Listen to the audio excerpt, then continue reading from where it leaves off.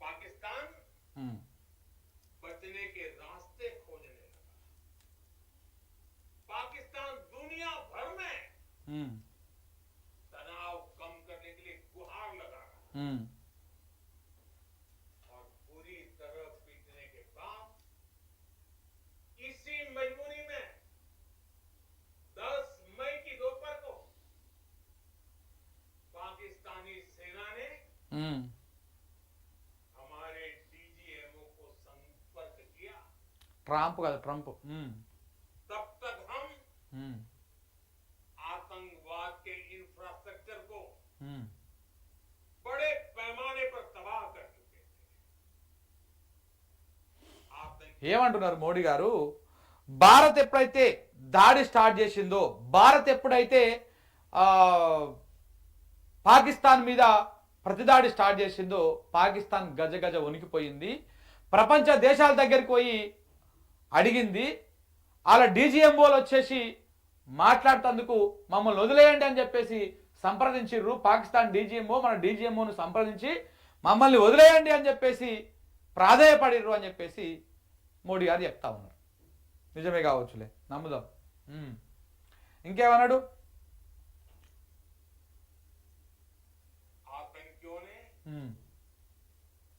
हमारी बहनों का सिंदूर उजाड़ा था, इसलिए भारत ने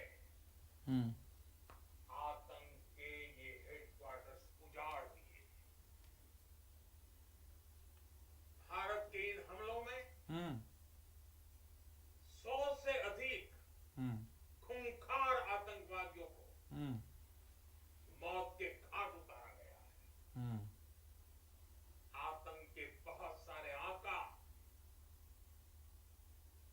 बीते 2.5-3 दशकों से खुलेआम पाकिस्तान में घूम रहे थे, जो भारत के खिलाफ साजिशें करते थे। उन्हें भारत ने एक झटके में खत्म कर दिया। ఏం ఖతం చేసిరండి? ఇంతసేపు చెప్పింది కూడా గదే, ఇంతసేపు మొత్తుకున్నది కూడా గదే.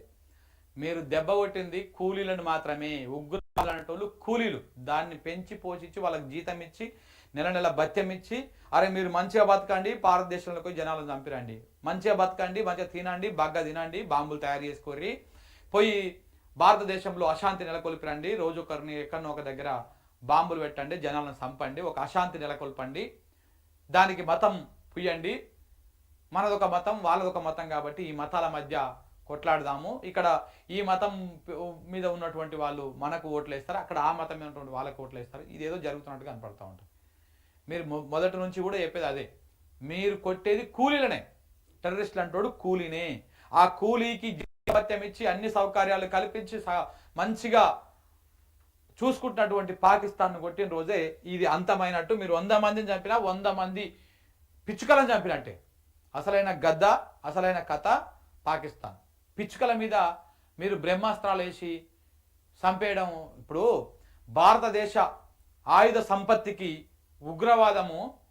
ఉగ్రవాద మూకలు అసలు అవి ఏమిటికి సరిపోతాయి చెప్పండి? ఎంతకు సరిపోతాయి చెప్పండి?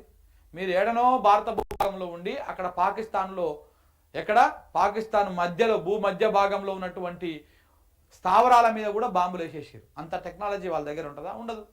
వాటిని చెప్పున డైరెక్ట్ నేరుగా రావాలి, లేకపోతే ఆర్డిఎక్స్లు తీసుకొచ్చి పెట్టాలి, బండ్లలో పెట్టాలి, మానవ బాంబులు లెక్క తయారై జనాల చంపాలి తప్ప వాడు ఎక్కడో ఉండి ఒక లక్ష్యాన్ని నిర్దేశించి అక్కడ బాంబులు వేసేంత టెక్నాలజీ ఉగ్రవాదులకు లేదు, అంత సినిమా లేదు. మీరు చంపాల్సింది ఉగ్రవాదులు, ఈ కూలీలే. వీళ్ళంతా పాకిస్తాన్ని మనం వేసేస్తే, పాకిస్తాన్ని మనం కంట్రోల్ తెచ్చుకుంటే, మన గ్రిప్లో తెచ్చుకుంటే అప్పుడు అసలు సినిమా కనపడుతుంది. ఇక లాస్ట్ ఇంకేమన్నా చూద్దాం ఒకసారి. రైట్, ఇది అయిపోయింది ఇక. సో ఇది ఇలా ప్రధానమంత్రి మోడీ గారు నిన్న మాట్లాడారు. అయితే ఈ మొత్తం వ్యవహారంలో నిజంగా ఈ మాట అంటందుకు కొంత బాధ అనిపిస్తుంది, బట్ కానీ అనాలి. ప్రధానమంత్రి మోడీ గారు కొంత ఎమోషనల్గా జనాలకి కొంత ఎమోషనల్ కనెక్ట్ అవుదామన్నటువంటి విధంగా ఈ స్పీచ్ మొత్తాన్ని ప్రిపేర్ అయిపోయి ప్రజలకు ఒక ఉద్వేగభరితమైనటువంటి విషయాలను చెప్పేటువంటి విధంగా, ప్రజలు ఇంకా నన్ను అదైతారేమో నమ్ముతారేమన్నటువంటి విధంగా ఒక ప్రిపేర్ అయ్యి, ఇప్పుడు మీడియాలో కూడా ఏదైనా ప్రోగ్రామ్ చేయాలనుకుంటే ముందు 4-5 సార్లు ఆ కంటెంట్ చదువుకుంటాం, చూసుకుంటాం, ఏమైనా తప్పులు పొల్లులు అటు ఇటు చూసుకొని మాట్లాడతాం. అట్లనే ప్రధానమంత్రి మోడీ గారు కూడా ఏదో ప్రాపర్గా ప్రిపేర్ అయిపోయి వచ్చి కరెక్ట్ ప్రాపర్గా ఎలాంటి కదలకుండా ఎలాంటి హావభావాలు లేకుండా వచ్చి ఏదో ఒక యాంకర్ చదివినట్టు చదివిపోయినట్టుగానే అనిపించింది తప్ప ఎక్కడ కూడా ఆయన లోపల నుంచి వచ్చి మాట్లాడినట్టుగా అయితే కనపడలేదు. సో కాబట్టి ఇది కొంత బాధ అనిపిస్తుంది ఇది మాట్లాడుతందుకు, ప్రధానమంత్రి మోడీ గారిని ఇట్లా మాట్లాడుతుంది. కానీ తప్పడం లేదు, ఆయన చేసినటువంటి వ్యవహారము ఇలా దేశం తలదించుకోవాల్సినటువంటి పరిస్థితి వస్తూ ఉంది. నిన్న మీరు ఏమన్నారండి, కాల్పులు వాళ్ళు పాకిస్తాన్ ఎక్కడ ఉల్లంఘన చేసినా వారు ఒకటేస్తే మీరు 3 వేయండి 4 వేయండి అన్నారు కదా. ఇగో ఇవన్నీ అవే. ఇగో ఒకసారి ఇక్కడ చూడండి, ఇగో ఇక్కడ నుంచి ఇగో నిన్న మీరు వచ్చి మాట్లాడిపోయిర్రో లేదో, మీరు మాట్లాడిన ఇంకా మీడియా ఛానళ్ళు ప్రసారం చేసినవి ఆపినాయో లేవో అప్పుడే పాకిస్తాన్ను సీజ్ ఫైర్ను ఉల్లంఘించి మళ్ళా డ్రోన్లు లేపుడు, మళ్ళా బాంబులు వేసుడు, మళ్ళీ ఈ కథ చైనా చేసినాయి. చూడండి ఎక్కడ ఇది సాంబా సెక్టార్లో, జమ్మూ కాశ్మీర్లోని సాంబా సెక్టార్లో ఈ పాకు ఇలా వాళ్ళ డ్రోన్లను ప్రయోగించింది. చూడండి ఇగో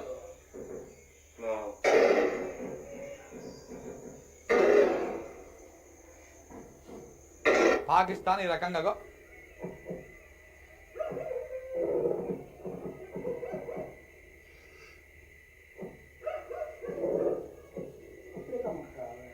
ఇక వాటిని మధ్యలోనే మన వాళ్ళు వాటిని పేల్చేసారు. పోనీ పాత అనుకోవడానికి లేదు. ఇగో ఇక్కడ చూడండి, ఇక్కడ క్లియర్గా డేట్ కూడా ఉంది వీడియో మీద. 2025 5వ నెల 12 21 గంట 12 నిమిషాలకు, 21 అంటే ఎంత, 9 గంటల 12 నిమిషాలకు ఇగో జరిగినటువంటి ఫైరింగ్.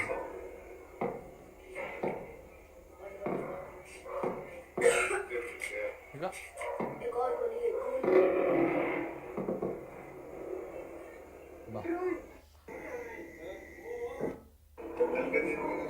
మీరు ఆడ చెప్పిర్రో లేదో ఇక్కడ జరుగుతూనే ఉంది కథ.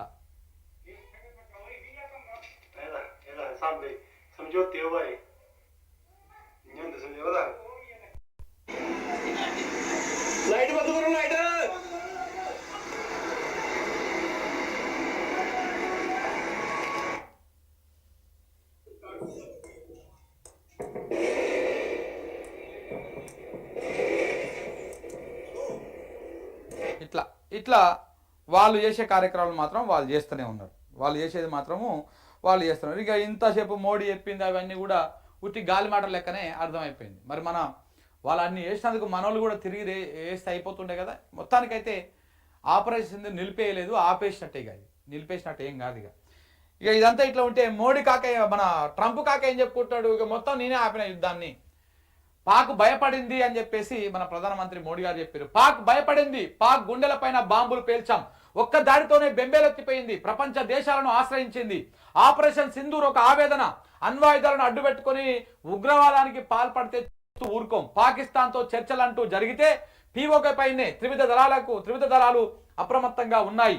పాక్తో చర్చలంటే పీఓకే ఉగ్రవాదం పైనే చేస్తామని చెప్పేసి జాతిని ఉద్దేశించి నిన్న ప్రధానమంత్రి మోడీ గారు మాట్లాడింది. ఆ మాటలని కూడా మీకు వినిపించడం జరిగింది.